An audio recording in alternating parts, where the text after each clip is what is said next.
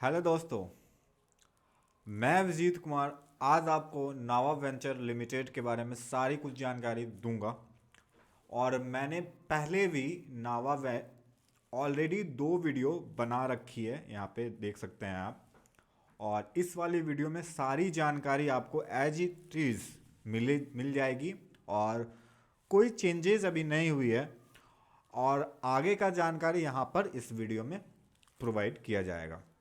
जैसा कि नावा पे हम लोग जान रहे हैं कि ये एक फेरो अलॉय की मैन्युफैक्चरिंग करने वाली कंपनी है। साथ साथ ये सारे सारे ऐसे ऐसे सेक्टर में इन्वॉल्व है जो एक अपने आप में एक सेक्टर, वो मल्टीबैगर सेक्टर से रिलेट रखता है।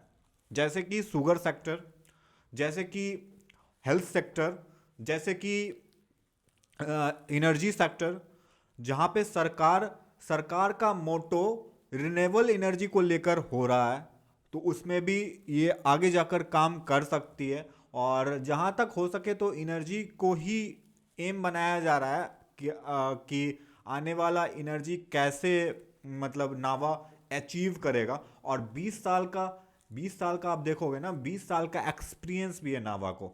अगर हम जिम्बाब्वे जैसी कंट्री में बात करें तो वहाँ पे ये power plant in India are located in the near the fuel source and in Zimbabwe will with an integrated coal mine।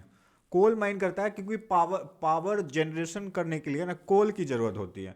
आप देख रहे होगे अभी कोल इंडिया का जो शेयर है, हमारा भारत सरकार का जो शेयर है, वो अभी बुम है। क्यों है?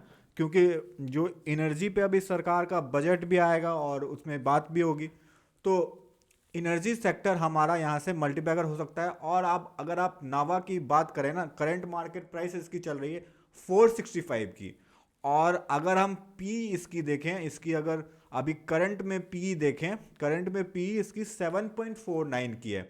जब मैंने इस पे वीडियो बनाई थी तो इसकी पी 3 की थी, और वो भी इंडस्ट्रियल पी से बहुत सस्ती थी।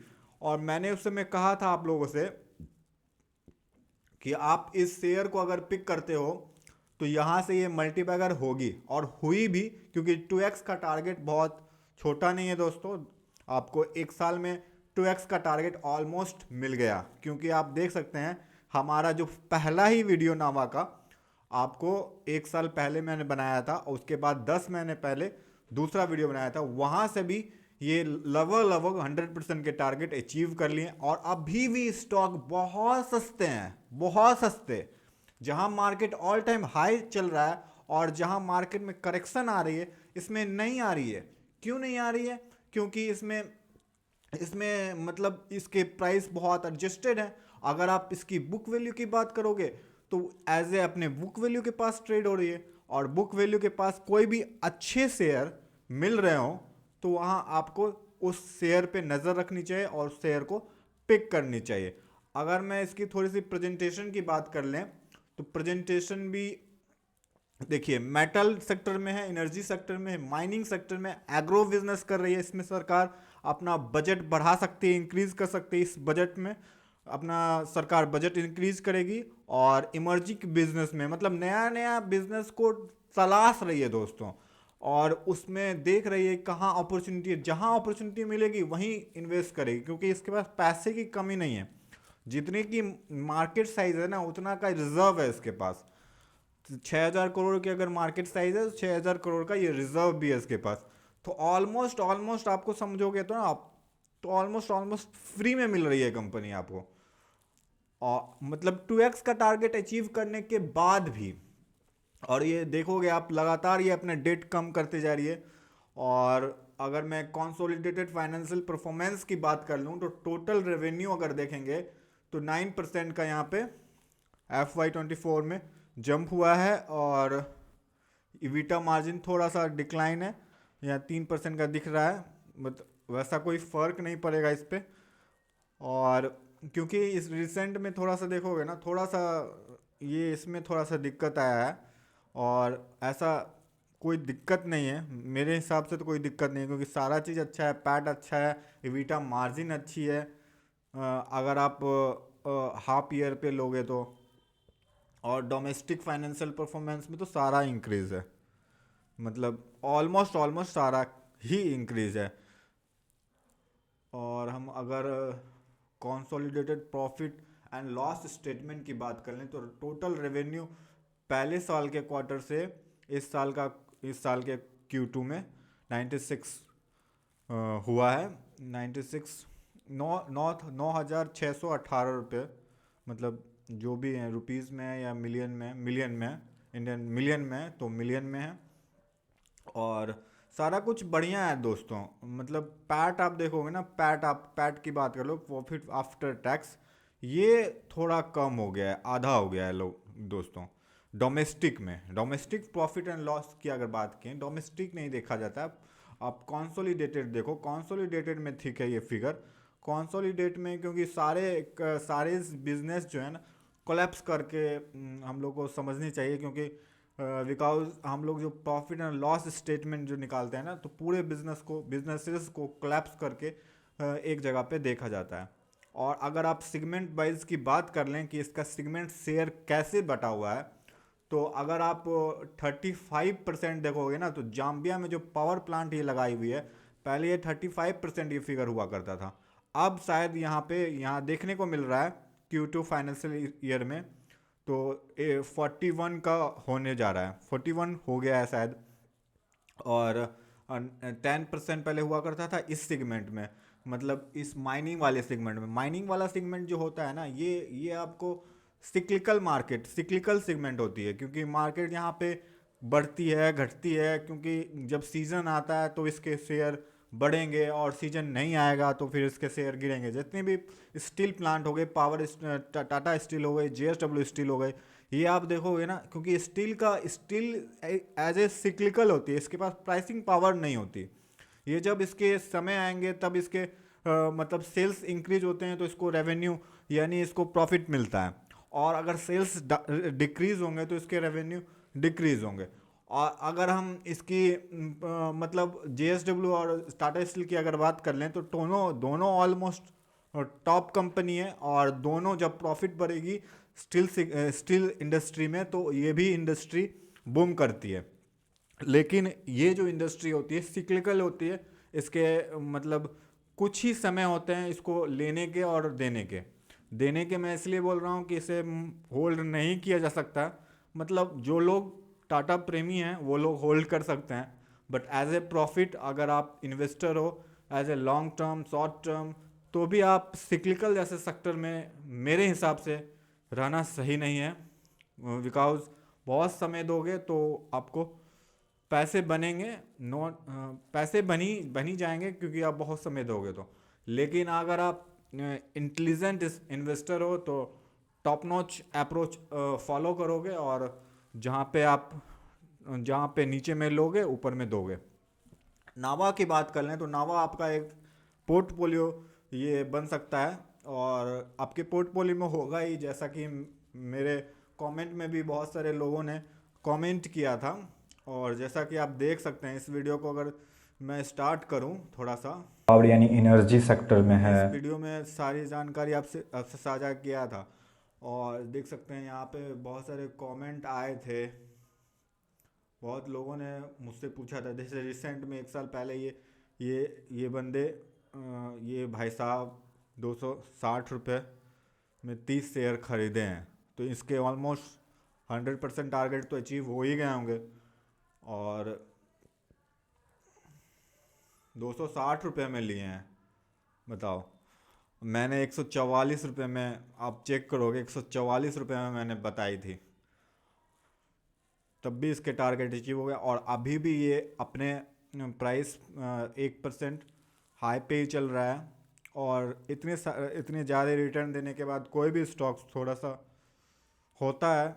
मतलब जैसे अगर हम एक चीज़ की बात कर लेना, तो जैसे अभी सेवी बहुत सारा रिस्ट्रिक्शन के साथ काम कर रही है। जैसे बहुत सारे शेयर, जैसे छोटे छोटे मिड कैप या स्मॉल कैप जो शेयर होते हैं ना, वो अगर रनअप देते हैं 100-200% भागते हैं, तो वो सेवी के दायरे में आ जाते हैं, और सेवी इसमें रिस्ट्रिक्शन लगाती है। जैसे EMA लगाए या फिर जो भी होता है उसमें वो रिस्ट्रिक्शन के साथ वो उस शेयर को कुछ समय के लिए ब्लॉक कर लेती है, मतलब कुछ समय के लिए उसमें पाबंदी लगा देती है, सर्किट लगा देती है, 5% सर्किट लगा देती है, 20% है तो 10% करती है, फिर 5% करती है।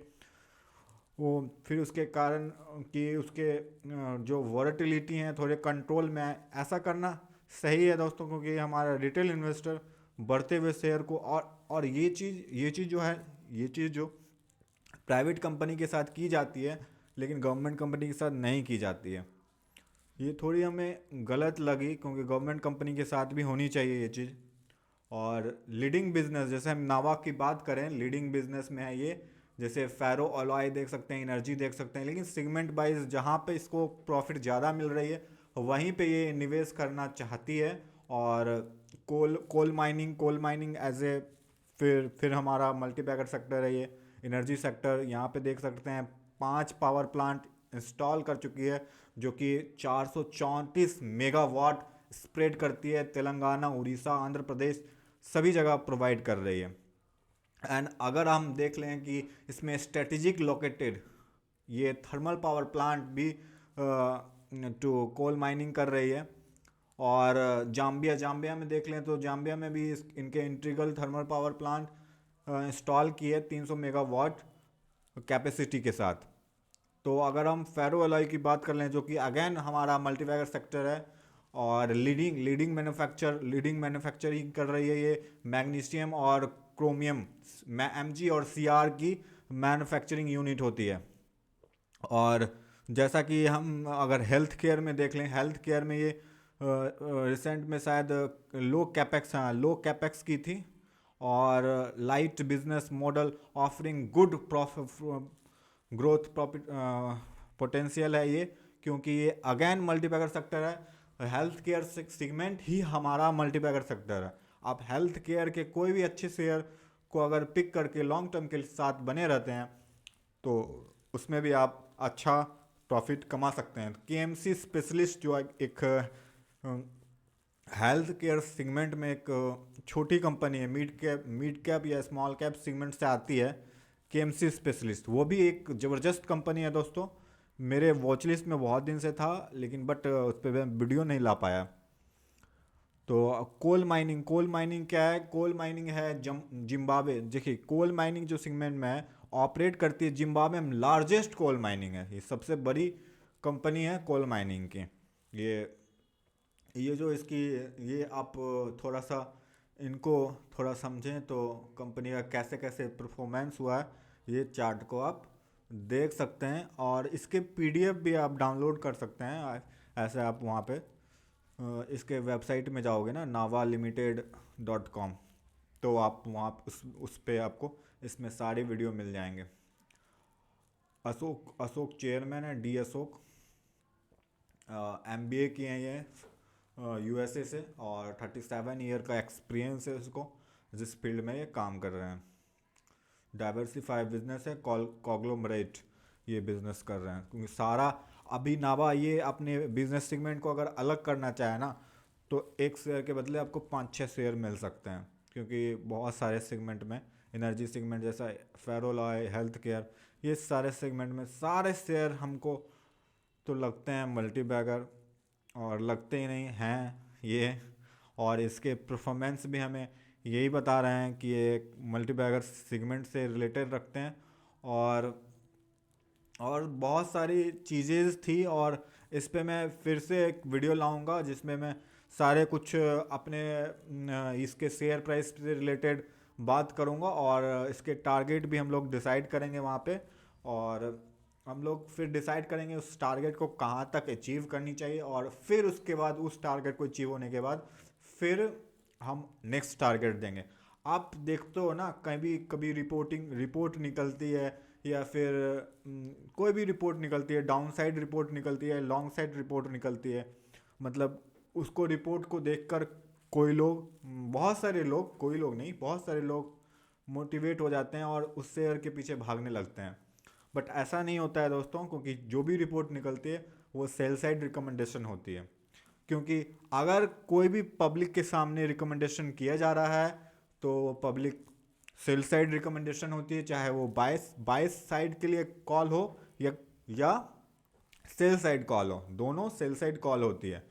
और जो भी खुद से रिसर्च की जाती है या खुद से फार्म के द्वारा रिसर्च की जाती है या प्राइवेट फार्म के द्वारा रिसर्च की जाती है, वही जो होती है अपॉर्चुनिटी होती है वो शेयर को पिक करने की। ये छोटा सा जानकारी आप लोगों के साथ मैं बता दिया। सारा कुछ आपको जानकारी मैं दे देता हूँ।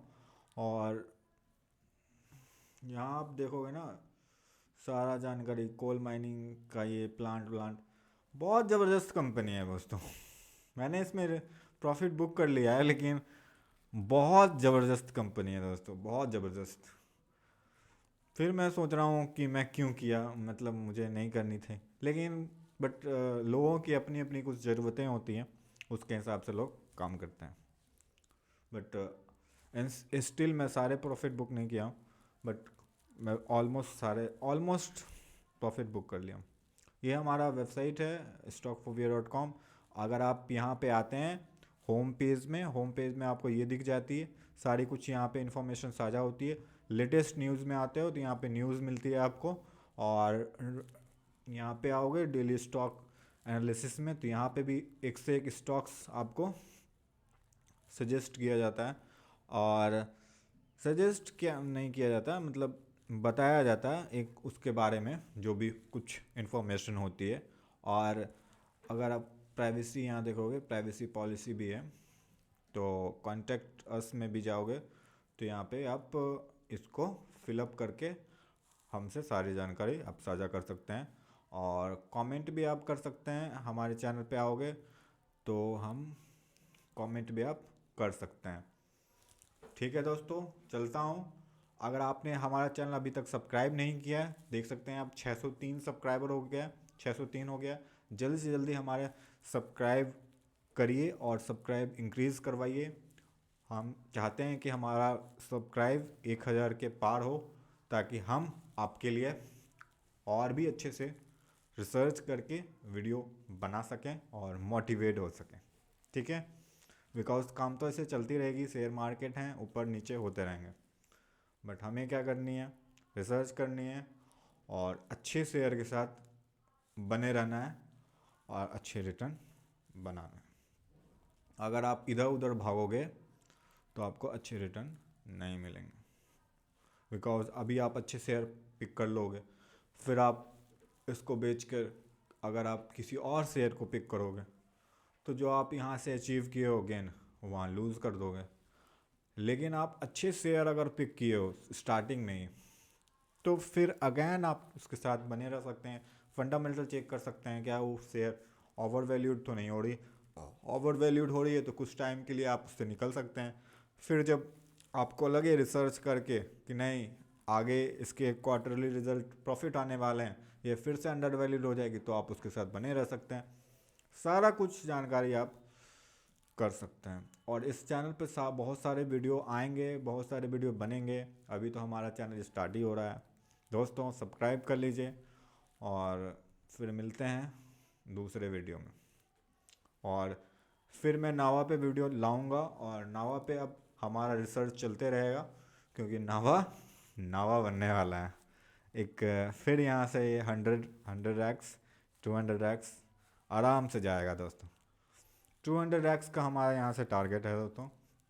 ये लगभग आप देखोगे ना तो अभी 400 के आसपास चल रहा है, 450 के आसपास चल रहा है, और 466 के आसपास चल रहा है, 450 समझिए आप, 450 के आसपास चल रहा है। और यहाँ से ये दुगना होता है तो लगभग 860 जाएगा। ठीक है, 860 या 920 जो भी जाए, 1000 का टारगेट आप मान के इसे होल्ड कीजिए। फिर 1000 के बाद फिर चेक करेंगे इस पर क्या होती है क्या नहीं होती है। बेचना ही नहीं है दोस्तों, रखे रहना है, बिकॉज बहुत अच्छे शेयर हैं। एफआई आएंगे, इसी शेयर को पिक करेंगे। एफआई का जो फ्लो आने वाला है इंडिया में, इसी शेयर को खरीदेंगे। और जितने भी हमारे जो शेयर हैं सारे महंगे हो चुके हैं, और किसी किसी शेयर में तो इतने ज़्यादा मतलब भागे जा रहे हैं, कोई मतलब ही नहीं बन रहा है दोस्तों।